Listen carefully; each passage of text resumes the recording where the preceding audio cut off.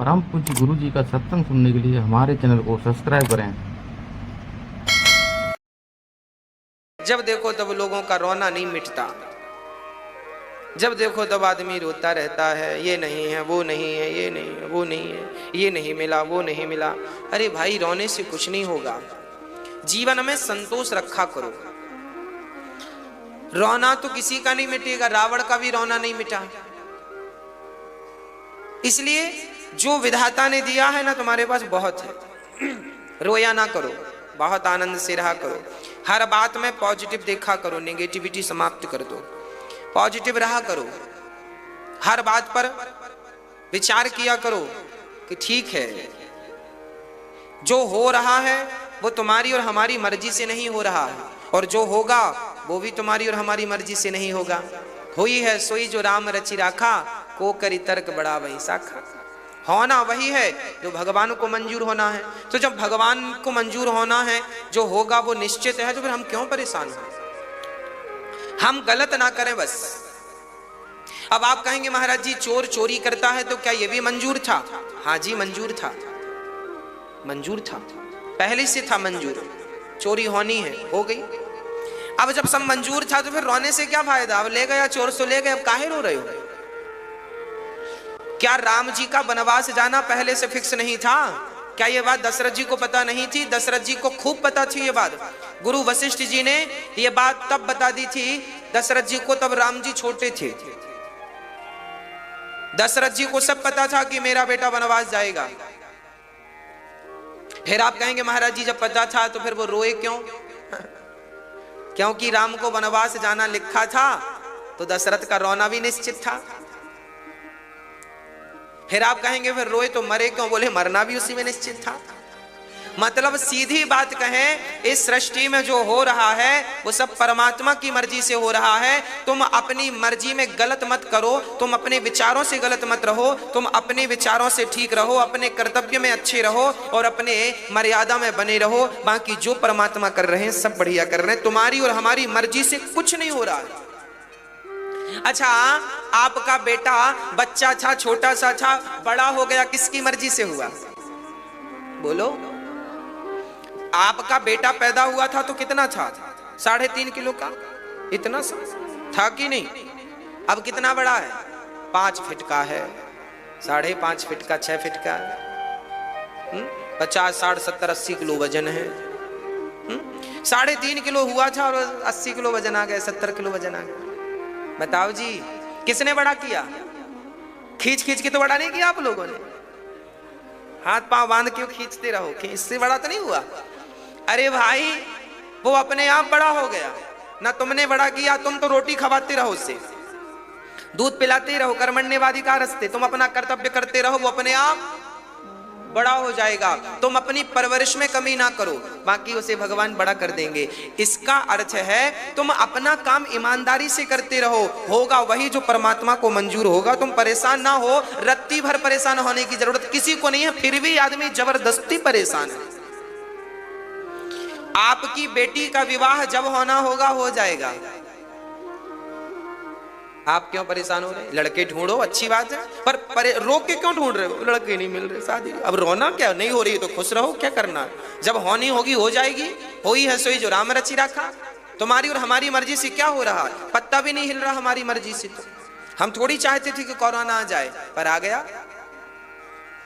बोलो, आपकी मर्जी से यदि सब चल रहा होता तो सबने प्रार्थना की कि भगवान कोरोना चला जाए, ना आए, लॉकडाउन ना हो, क्योंकि नुकसान सबका है। पर क्या हुआ तुम्हारी मर्जी से? 15-15 दिन के लॉकडाउन में पूरा साल गुजर गया कि नहीं? पता ही नहीं लगा, सब घर में बैठे रह गए। हाँ जी, क्या हुआ तुम्हारी मर्जी से और क्या हुआ मेरी मर्जी से? किसकी मर्जी से हो रहा है? सब विधाता की मर्जी से हो रहा है। इसलिए उसकी मर्जी में अपनी मर्जी मिला दो और चुपचाप वही करते रहो जो परमात्मा कराना चाह रहे, ईमानदारी से। अपनी मेहनत, तुम्हारे सामने शराब भी रखी है और दूध भी रखा है, 1 गिलास शराब 1 गिलास दूध। तुम गलत निर्णय ना लो, शराब ना पियो, दूध पीते चलो, आगे बढ़ते चलो। अब आप कहोगे महाराज जी हम शराब पिए हैं तो ये भी भगवान की मर्जी। हाँ, इसमें भी भगवान की मर्जी है। भगवान चाहते हैं तुम शराब पियो, तुम्हारी बुद्धि भ्रष्ट हो जाएगी शराब पी के, और भ्रष्ट होगी तो तुम जल्दी मर जाओगे। भगवान नहीं चाहते कि तुम जैसे दुष्ट जन ज्यादा दिन जिंदा रहे। इसलिए वो भी उन्हीं की मर्जी से है। लेकिन ये निर्णय आपका था, दोनों ऑप्शन आपके पास थे, शराब भी आपके पास थी और दूध भी आपके पास थी। आपने ही गलत चुना, इसलिए भगवान इसमें अपराधी नहीं बनेंगे। आपने ही क्यों चुना? आपके पास अक्ल थी ना कि दूध पीना है कि शराब पीना। आपने क्यों गलत मार्ग चुना? और जब गलत मार्ग चुना है तो फिर वहां तो सर्वनाश होना है। दूध ही चुना होता तो कल्याण होता, शरीर भी पुष्ट होता, बुद्धि भी अच्छी होती।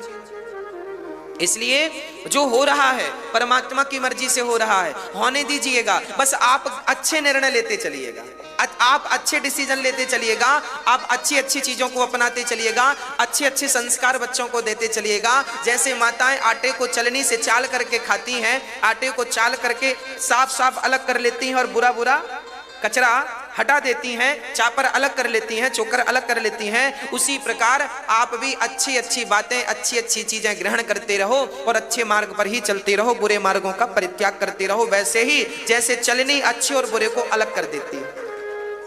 बाकी ये समझो कि सब भगवान की मर्जी से हो रहा है। आपका बेटा बड़ा दुष्ट हो गया है, आप टेंशन मत लो, ये सब भगवान की मर्जी से चल रहा है, होने दो। अब महाराज जी हम तो बड़े पुजारी थे, हम तो बड़े अच्छे थे, पर हमारा बेटा दुष्ट क्यों हो गया? अरे भाई कोई बात नहीं, किसी जन्म का हिसाब किताब बाकी होगा, वो इस जन्म में चुक रहा है।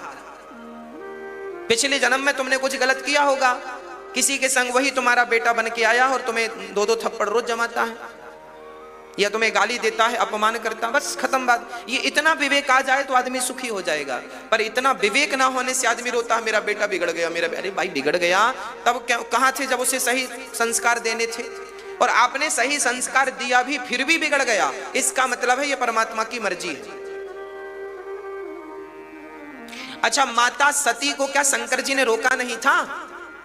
शंकर जी ने कहा था सती को मत जाओ, तुम्हारे पिता यज्ञ कर रहे हैं, मत जाओ। सती बोली मैं जाऊंगी, और जब गई तो माता सती जलकर भस्म भई कि नहीं उस यज्ञ में? बोलो, शंकर जी अपनी पत्नी को बचा पाए क्या? यदि शंकर जी अपनी पत्नी को, अब आप कहोगे महाराज जी शंकर जी अपनी पत्नी को क्यों नहीं बचा पाए? इसलिए नहीं बचा पाए क्योंकि हरि इच्छा भावी बलवाना। भावी थी, भावी मतलब होनी, होनी तो होके रहे, अनहोनी ना होए, पर जाको राखे साइया। बस वही है कि माता सती को मरना ऐसे ही था, इसलिए वो पति के बिना आज्ञा के वो पिता के घर गई और जलकर, क्योंकि उन्हें पार्वती बनना था, इसलिए सती का शरीर पूरा करना पड़ा, वो लीला थी। ऐसे ऐसे हमारी और आपकी भी सब निश्चित चल रही है। आपकी भी पूरी पिक्चर लिखी गई है परमात्मा के द्वारा, आपके कर्मों के द्वारा, अच्छे बुरे कर्मों का जोड़ तंगोड़ के लिखा गया है और सब चल रहा है। आज अभी कितना बजा है हम बता रहे हैं, देखो आपको 4:14 हुए। 4:14 में 1 जनवरी को 2021 को आपको यहां बैठ के भागवत सुनना था। ये तभी लिख दिया गया था जब आपका जन्म हुआ है, ये तभी लिखा गया था, तभी तो आप चले आए। ये कोई आज का आप लोग कह रहे महाराज जी हमारा अचानक प्रोग्राम बन गया ना, अचानक तो परमात्मा ने प्रेरणा दी है, बाकी प्रोग्राम तो उसी दिन बन गया था जब तुम्हारा जन्म हुआ था। तुम्हारे जन्म के समय, चलो इसको दूसरे ढंग से समझते हैं, समझो। पीपल का बीज देखा है? पीपल का दाना, पीपल का दाना मैया कभी देखा आपने? कितना बड़ा होता है पीपल का बीज, इतना सा चींटी के बराबर।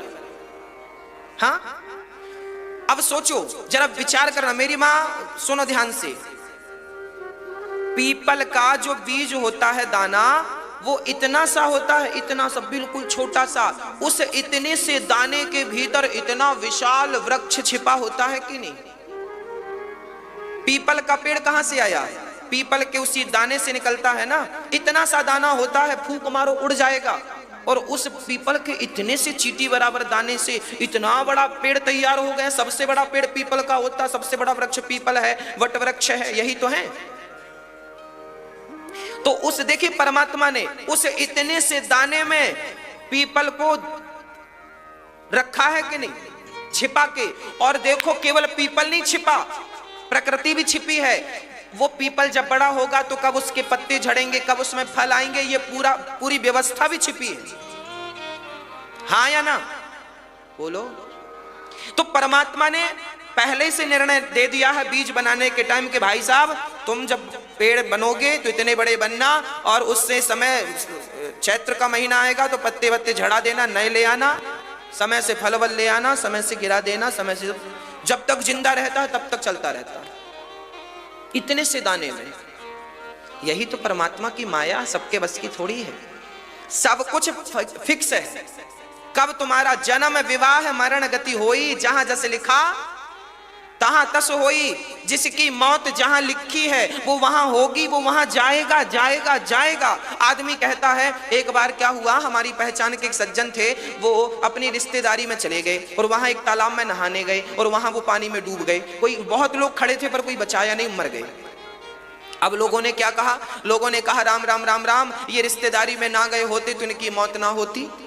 लोग तो ऐसा कहते हैं, पर नहीं, ऐसा फिक्स था, इस तारीख को तुम्हें रिश्तेदारी में जाना होगा, वहां एक तालाब होगा, वहां तुम्हें डूब के मरना है, तुम्हारी मौत वहीं लिखी थी, उसी टाइम लिखी थी, हो गई। ये बाद की बहानेबाजी होती है कि वहां ना गए होते तो ऐसा ना होता, ये ना किया होता। ये सब परमात्मा ने सब फाइनल किया है, वो तो तसल्ली के लिए बोल दिया जाता है कि राम राम ठीक है, क्या करो, मौत तो आनी है। सब ये सब बहानेबाजी बात की है, तसल्ली दिलासा है ना, सब फाइनल है। मुझे कब मरना है ये उसी दिन फाइनल हो गया था जिस दिन मेरा जन्म हुआ था। दाने दाने में लिखा है खाने वाले का नाम। आज वृंदावन में आप लोग किस रोटी को कहां जाकर कौन सी रोटी खाएंगी, आज आपके मुंह में कौन सी रोटी जाएगी, ये रोटी कहां से आई है, कहां गेहूं हुआ होगा, कहां पिसा होगा, किस होटल किस ढाबे में किस जगह पर वो रोटी बनी होगी, और उस रोटी में आपका नाम लिखा है तो आप वहां जाएंगे और वो रोटी खा के आएंगे। वो पानी आपके नाम का है तो पानी पी के आएंगे। ये सब पहले से फाइनल है। आपके नाम का गेहूं तो 4 साल पहले ही हो गया था, खाने अब आए हो आप लोग वृंदावन, आपके नाम का पानी पहले ही से स्टोर हो चुका था। कहते हैं ना, बाप कहे कि मैं बेटी का पालन करता हूं ना, पागल मत बनो, तुम बाप हो ठीक बात है, पर तुम ये ना कहा करो कि तुम बिटिया का पालन करते हो। ना ना, बेटी जो खा रही है उसके खाने की व्यवस्था तो परमात्मा ने उसके जन्म से पहले ही कर दी है। वो अपने भाग्य का खा रही है, तुम्हारे भाग्य का नहीं खा रही है। आप अपने भाग्य का पानी पी रहे हैं, अपने भाग्य की रोटियां खा रहे हैं, मेरे भाग्य की थोड़ी खा रहे हैं। मेरे भाग्य का मैं खाऊंगा, आपके भाग्य का आप खाएंगे। इसलिए सब निश्चित है। इसलिए जब सब कुछ निश्चित है तो फिर आपकी चिंता करने का सार क्या है? बेकार है। आप चिंता करते मुझे यहां पर बैठना था, ठाकुर जी को मुझे यहां पर बिठाना था, तो देखो उन्होंने किसी भी प्रकार से बिठा दिया। संपूर्ण भारतवर्ष को कथा सुनवानी थी, कथा सुनवा दी उन्होंने। जो परमात्मा को कराना है वो अपने हिसाब से करा लेते हैं।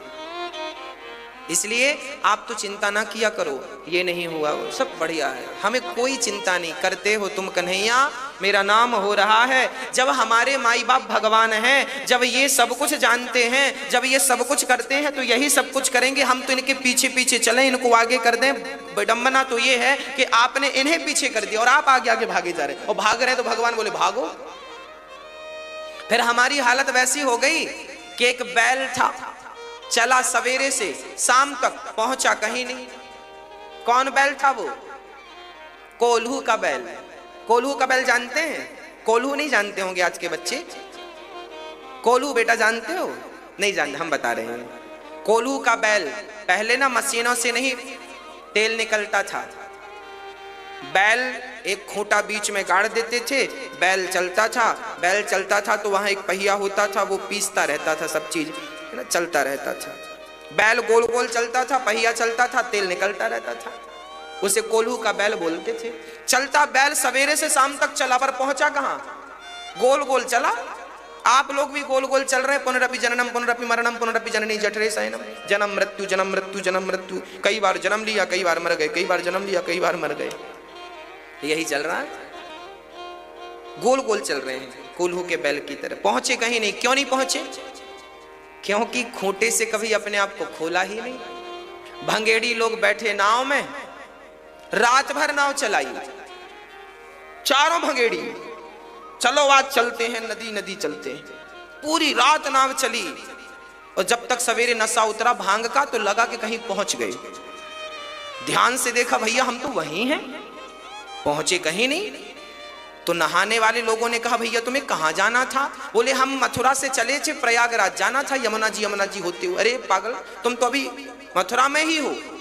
तो बोले रात भर नाव चलाई है, पहुंची क्यों नहीं? अरे बोले नाव तो रात भर चली थी, पर नाव खूंटे पर बंधी थी रस्सी से, तुमने खोला ही नहीं।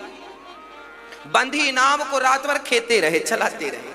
अब नाव बंधी है रस्सी से खूंटे पर और उसे चलाओ रात भर, क्या होगा? चलेगी, ऐसा लगेगा चल रही है, हिल रही है ना वो पानी में, पर पहुंची। और नशा भी भांग का। एक तो नाव बंधी, ऊपर से एक तो बंदर, ऊपर से शराब और पिला दो, फिर देखो है क्या हालत होगी उसकी। बस उसी तरह ये संसार है कि जब तक अपने आप को संसार के खूंटे से हम खोलेंगे नहीं, तब तक भगवत प्राप्ति संभव नहीं है। और यूं जन्म मृत्यु चलता रहेगा। और आप लोगों की चिंताएं भी बिल्कुल जायज हैं, क्योंकि लोगों को ये समझ आ जाए तो चिंताएं मिट जाएं। अब आदमी को ये मर जाता है, पर इतनी समझ नहीं आती कि भगवान ही सब कुछ कर रहे हैं। अरे जिसके दिमाग में ये बैठ गई बात कि सब कुछ परमात्मा की मर्जी से हो रहा है, उसी दिन आपकी सारी चिंताएं समाप्त हो जाएंगी। पर आदमी मर जाता है, इतनी सी बात दिमाग में नहीं बिठा पाता, ओनली इतनी सी बात। आपकी मर्जी से क्या हो रहा है? आप अंधे हो तो आपकी मर्जी से हो क्या? मेरी मर्जी से हो क्या? बोलो। कोई लंगड़ा है तो मेरी मर्जी से है कि आपकी मर्जी से है? हाँ, पहले से निश्चित था कि तुमने ये किया है तो इसका परिणाम ये है। जाओ संसार में, सब कुछ बिल्कुल निश्चित है परमात्मा की तरफ, वहां कोई कंफ्यूजन नहीं है। आप लोग जबरदस्ती परेशान हैं, बस जबरदस्ती। भगवान सब कर, इसलिए आप मत कुछ सोचो। आप तो बड़ी आराम से शाम होए तो बिस्तर पर जाओ, भगवान का नाम लेते लेते सो जाओ।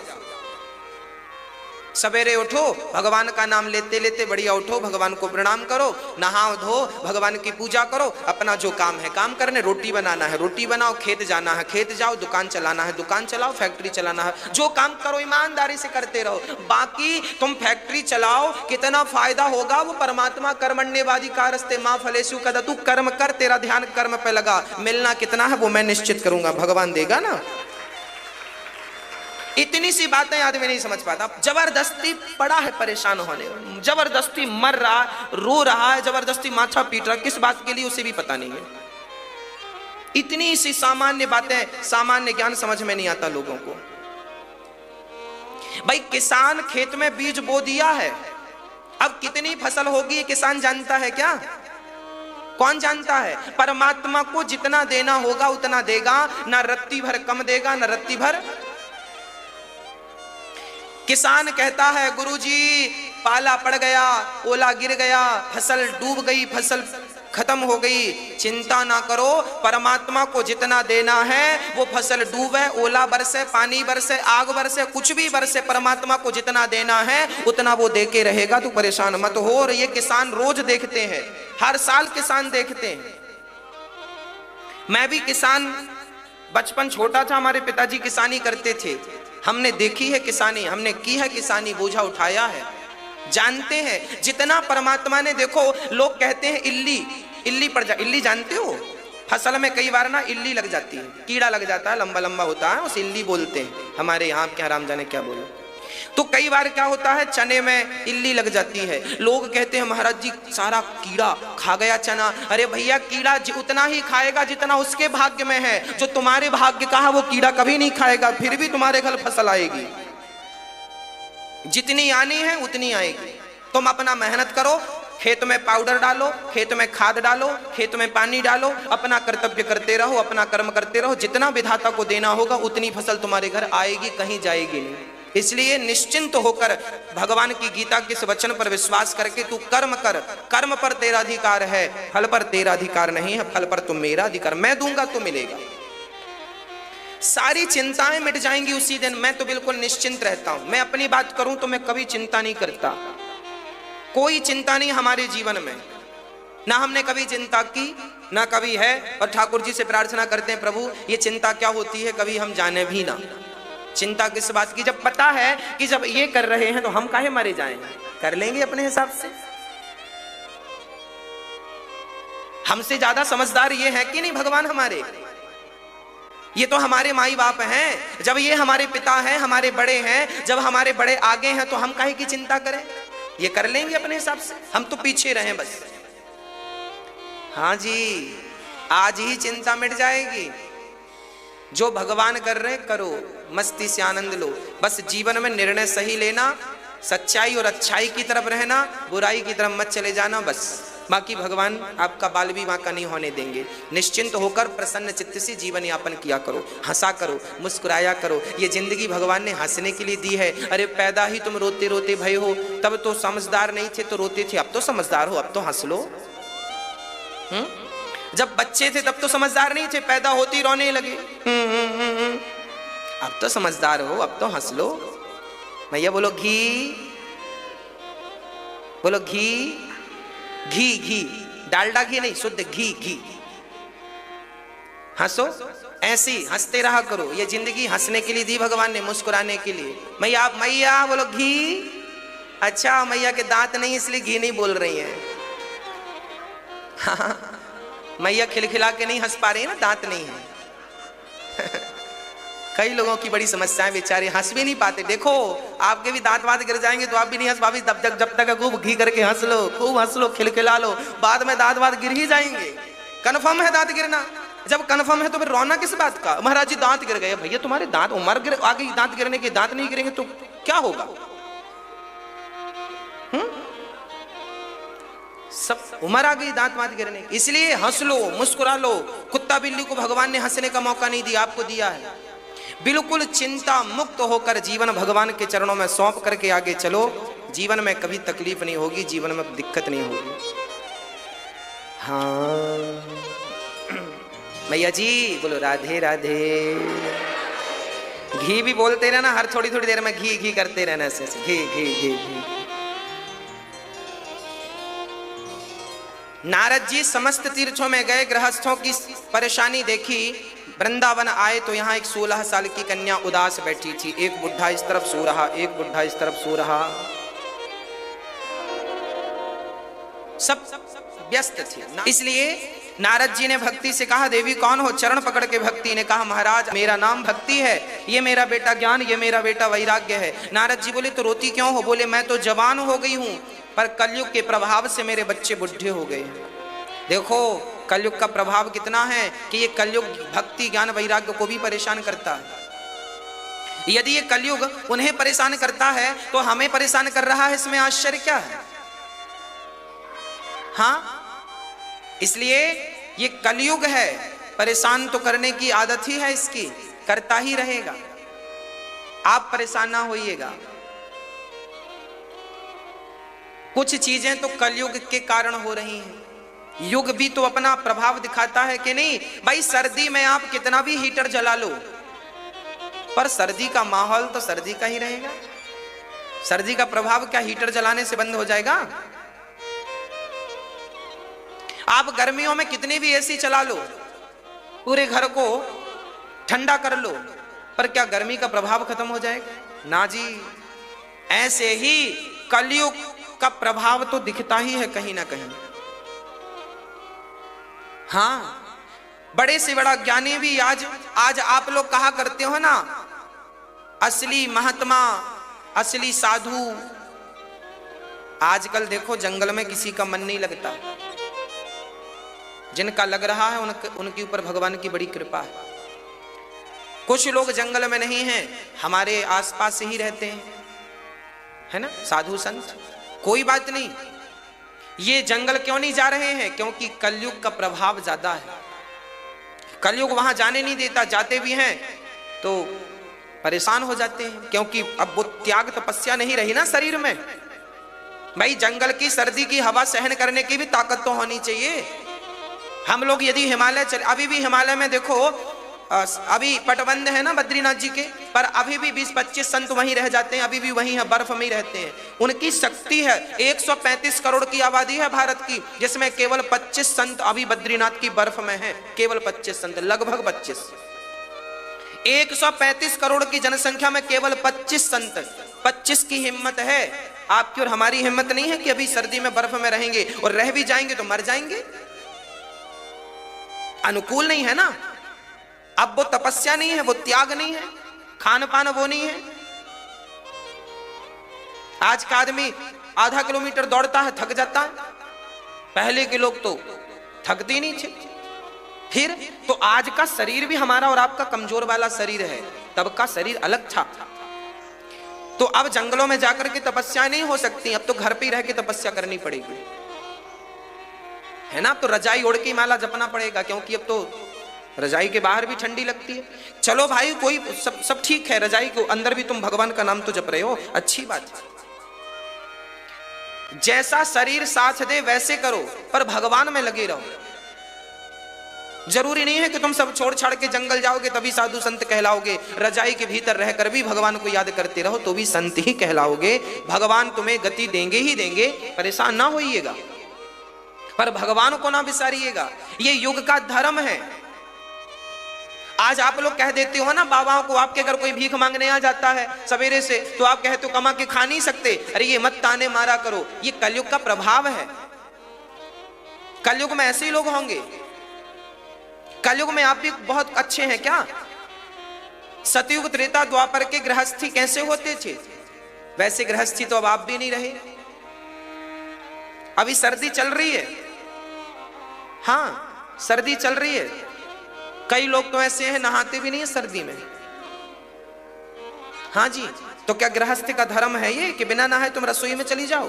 पर आज की माताएं, बहुत सारी माताएं हैं, बिना नहाए रसोई में चली जाती हैं, बिना नहाए रसोई में कढ़ाई चढ़ा देती हैं, रोटी बना लेती हैं। तो क्या ये गृहस्थी का धर्म है? तुम भी तो च्युत हो गई अपने मार्ग से। तो फिर साधु संत का ही दोष क्यों देखा जाए? आपका भी तो कुछ दोष है। ये देखिए, ना दोष साधुओं का है ना ये दोष तुम्हारा है। ये युग परिवर्तन हुआ है, ये युग का दोष है, कलयुग है ये।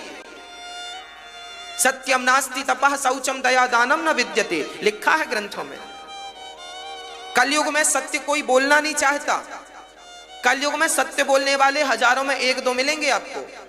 क्यों नहीं बोलता हर आदमी सच?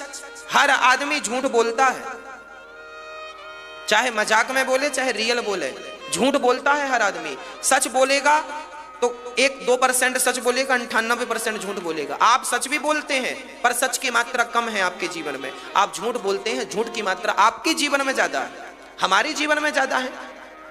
हम तो झूठ बोलने से बचते हैं, कोशिश करते हैं झूठ ना निकले, फिर भी कई बार हमारी बातें झूठ हो जाती हैं, तो वो झूठ ही है एक प्रकार से। भाई हमने आपसे कह दिया कि हम 10 मिनट में पहुंच जाएंगे और हम 15 मिनट में पहुंचे, तो हमारी वो बात झूठ हो गई कि नहीं? तो ऐसे झूठ तो हमारे जीवन में भी होते रहते हैं, है ना।